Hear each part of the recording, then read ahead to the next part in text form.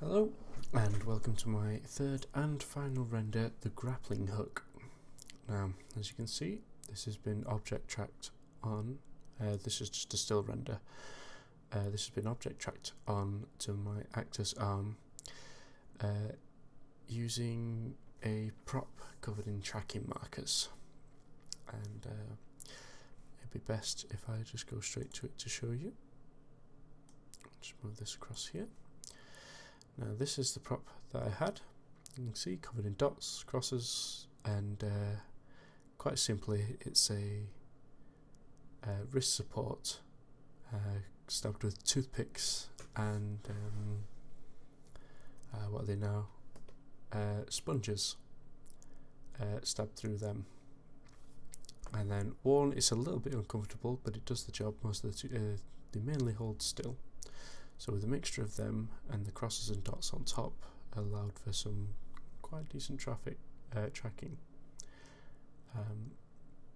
If I come up here to my object, you can see as well that on my camera I have no tracking markers, and this is quite simply because the footage was impossible to track.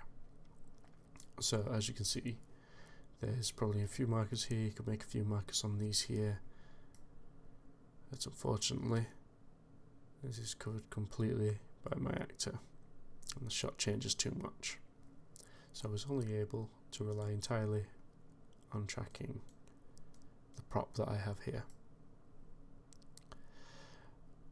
Now, one thing that's worth noticing, I got a 0.37 solve error, and this was the best I could accomplish from this entirely. I am unsure why, to be honest, because you would think with a quite white cream looking on the rinse support versus the black of the spots that I'd put on, you would think there'd be a high amount of contrast. But unfortunately it was quite the opposite, and most of this entirely had to be manually tracked frame by frame to get this working for any decent sort of track. Which is quite unfortunate. It doesn't help that there was this much of a wrist chain here that you lost. You'd lose a few of the tracks. Another thing as well that's worth pointing out is if I just play this now, you can see just very slightly that the actor is shaking. Now, you don't notice it that much. Barely any at all, but the track is picking that up. And if I come to the model now, come to 3D view, this is just currently in material mode, so there's no lighting or anything like that properly done. You can see if I just play this now, you can see the grappling hook start to shake slightly, especially here, especially there, and that is a mix of it being tilted so far that some of the tracking markers were lost, as well as the natural shake coming from the actor as well.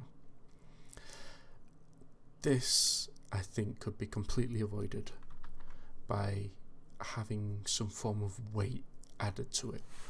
Because it was so light and asking the actor to move something heavy, it just kind of doesn't work when you're trying to slowly move your arm. It just naturally shakes. I can do it now to my, when trying to move my arm myself, and I get a similar sort of result. So it would have absolutely helped to have something with more weight in the arm to help it feel like, you know, the slow turn would work a lot better. So if I just come to the scene here, go out of the camera mode here. Above here there is an area light straight down, as well as a world light. Not that strong of a world light really. I didn't want it overpowering the scene, so this is the primary light just to get the reflections of the model that I have here. If I come into rendered mode, you can see that it pretty much matches. It matches alright. But unfortunately it doesn't match the colour on the rendered mode, but within the node editor is where most of this had to be worked from. So because I didn't follow the standard procedure per se of tracking the camera, I had to build my nodes completely from scratch. I did this by copying what I had from an old track and added in my own effects thereafter as and when I needed, sort of thing. So it's currently out of line in the background, but the problem I had mainly with this was matching the colour of this of the grappling hook and matching the blacks with my actor's t-shirt. So my primary way of doing this was adjusting the RGB curves until I managed to get a nice matching colour to the black, and that was not only for the grappling hook itself but for the actor itself, to try and get a black that was a lot easier to match.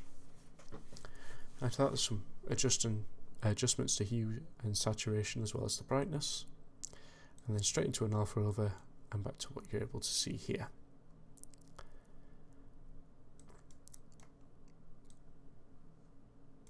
I believe that is everything. Thank you for watching. I will play the fully rendered video now. Yeah, thank you for watching.